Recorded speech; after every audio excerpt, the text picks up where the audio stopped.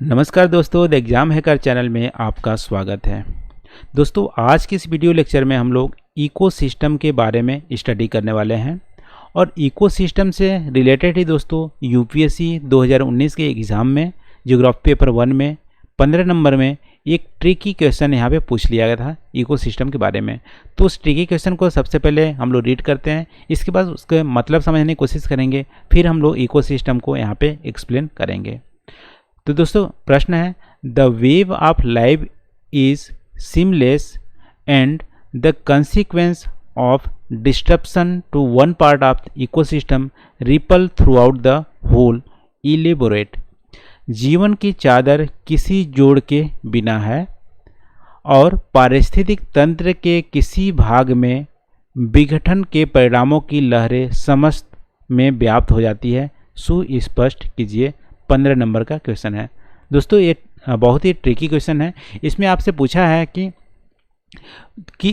इसमें आपको एलेबोरेट करना है कि जो इकोसिस्टम होती है उसमें जो डिफरेंट कंपोनेंट होते हैं वो बहुत ही यूनिक होते हैं। उसके कंपोनेंट में यदि किसी भी एक पार्ट में या किसी एक कंपोनेंट में डिस्ट्रप्शन होता है तो पूरे इकोसिस्टम में डिस्ट्रप्शन देखने को मिलता है। इसको आपको एलेबोरेट करना है, इसको आपको समझाना है।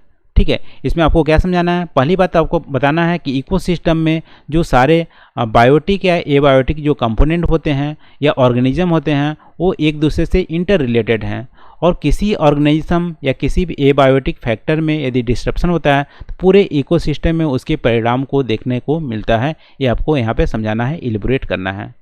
तो दोस्तों इस क्वेश्चन में आपको हालांकि इकोसिस्टम के बारे में डेफिनेशन तो नहीं लिखनी है, लेकिन इकोसिस्टम के बारे में आपको पता होनी चाहिए। ठीक है, तो इकोसिस्टम क्या है दोस्तों? एक जो बायोम का एक पार्ट है, आप बोल सकते हो बेसिक यूनिट है, फंक्शनल यूनिट है बायोम का।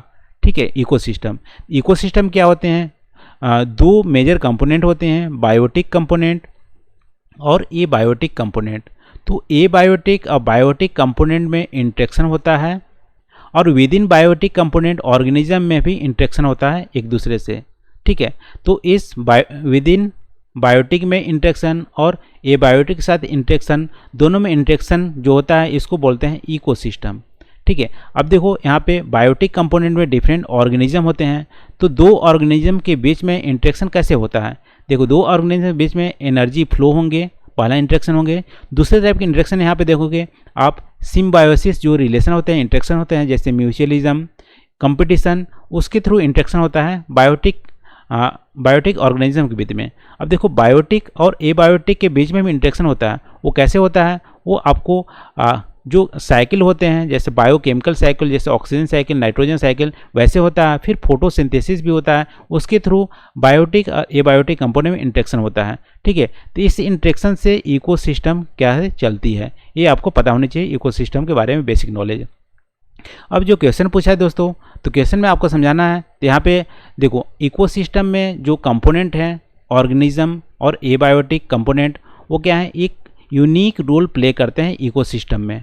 ठीक है, और दोनों ही डिपेंडेंट होते हैं एक दूसरे से। ऐसा नहीं है कि बायोटिक कंपोनेंट अकेला काम कर लेगा, एबायोटिक कंपोनेंट अकेला काम करना, दोनों ही इंटरडिपेंड हैं अपने एक दूसरे के सर्वाइवल में और इकोसिस्टम की हेल्थ में भी। यदि एक पार्ट में ऑर्गेनिज्म में या एबायोटिक में डिस्ट्रप्शन होता है, पूरे इकोसिस्टम में डिस्ट्रप्शन होता है। ठीक है, इसको ऐसे एक्सप्लेन कर सकते हैं। मान लो एक पॉन्ड इकोसिस्टम है, एक तालाब का इकोसिस्टम है, इसको एग्जाम्पल लेते हैं। देखो, तालाब के इकोसिस्टम में दो मेजर कंपोनेंट होंगे, बायोटिक और एबायोटिक। बायोटिक कंपोनेंट में आप देखोगे तो बायोटिक कंपोनेंट प्रोड्यूसर होते हैं, प्राइमरी कंज्यूमर होते हैं, सेकेंडरी कंज्यूमर होते हैं, टर्सरी कंज्यूमर होते हैं। देखिए, प्रोड्यूसर पॉन्ड इकोसिस्टम क्या होता है? साइटोप्लैंक्टन होता है। साइटोप्लैंक्टन ऑटोट्रॉप हैं, जो आपको बाल की साइज के होते हैं और पानी के ऊपर तैरते रहते हैं। इनकी जनरली रूट नहीं होती है। ठीक है, तो साइटोप्लैंक्टन होते हैं जो प्रोड्यूस करते हैं फूड को। फिर देखो, प्राइमरी कंज्यूमर जूप्लैंक्टन होते हैं जो इस साइटोप्लैंक्टन को खाते हैं। ठीक है, फिर सेकेंडरी कंज्यूमर क्या होते हैं? जूप्लैंक्टन को खाते हैं, स्मॉल फिश होते हैं secondary consumer. Tertiary consumer large fish होते हैं, लार्जर फिश होते हैं, और बर्ड्स होते हैं, ह्यूमन होते हैं जो स्मॉल फिश को खाते हैं। तो इस तरह से बायोटिक कंपोनेंट होते हैं पॉन्ड इकोसिस्टम का। अब देखो एबायोटिक कंपोनेंट क्या होते हैं। एबायोटिक कंपोनेंट में सॉइल हो गए, वाटर हो गए, सनलाइट हो गए, मिनरल्स हो गए, न्यूट्रिएंट्स हो गए, ये एबायोटिक कंपोनेंट है। अभी देखो इकोसिस्टम में हम लोग देखे थे बायोटिक और एबायोटिक कंपोनेंट में इंटरेक्शन होता है। इंटरेक्शन कैसे होता है? Biochemical cycle, nitrogen cycle, photosynthesis के थ्रू, ऑक्सीजन साइकिल, और विद इन बायोटिक कंपोनेंट में भी इंटरेक्शन होता है एनर्जी फ्लो के चलते, एनर्जी फ्लो से, और किससे होता है, और सिम्बायोसिस जो रिलेशन होते हैं, म्यूचुअलिज्म, कंपटीशन, प्रेडेशन, उससे होता है। तो इस तरह से इकोसिस्टम फंक्शन करता है, ठीक है। और यदि प्रोड्यूसर नहीं होगा तो प्राइमरी कंज्यूमर पे इफेक्ट करेगा, सेकेंडरी कंज्यूमर पे इफेक्ट करेगा। ये सारे कुछ आपको समझाना है जो क्वेश्चन में पूछा गया था। तो उसके लिए हम लोग एक एग्जाम्पल लेते हैं। देखो यदि साइटोप्लैंक्टन यदि डिसअपियर हो जाए, यानी साइटोप्लैंक्टन जो है वो अचानक गायब हो जाए, डिसअपियर्ड हो जाए, तो क्या होगा पॉन्ड इकोसिस्टम में। देखो साइटोप्लैंक्टन क्या होते हैं? ऑटोट्रॉप होते हैं जो फूड को प्रोड्यूस करते हैं। अब देखो जो साइटोप्लैंक्टन यदि डिसअपियर हो जाए तो जू प्लैंक्टन जो है उसको जो खाते हैं उसको खाना नहीं मिलेगा, ठीक है। जू प्लैंक्टन जो खाते हैं उसको खाना नहीं मिलेगा। जू प्लैंक्टन क्या है? वो मर जाएंगे, डाई कर जाएंगे।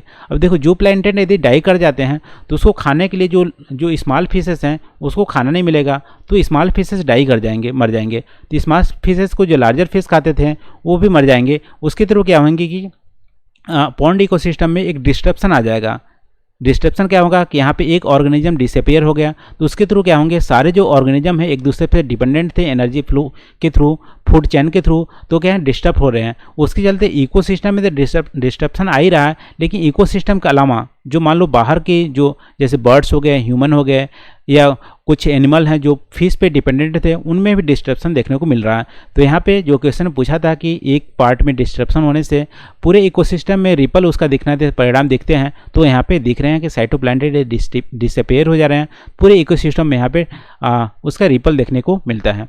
दूसरा एग्जाम्पल आप ले सकते हो दोस्तों, यदि साइटोप्लैंक्टन डाई करते हैं, मतलब मरते हैं, यानी डिसअपियर नहीं हो रहे हैं, यहाँ पे लार्ज नंबर में वहाँ पे डाई कर रहे हैं। देखो साइटोप्लैंक्टन बहुत तेज़ी से वहाँ पे मरेंगे, तो क्या होंगे, जब मरेंगे तो बॉटम में जाकर सेटल हो जाएंगे। जैसे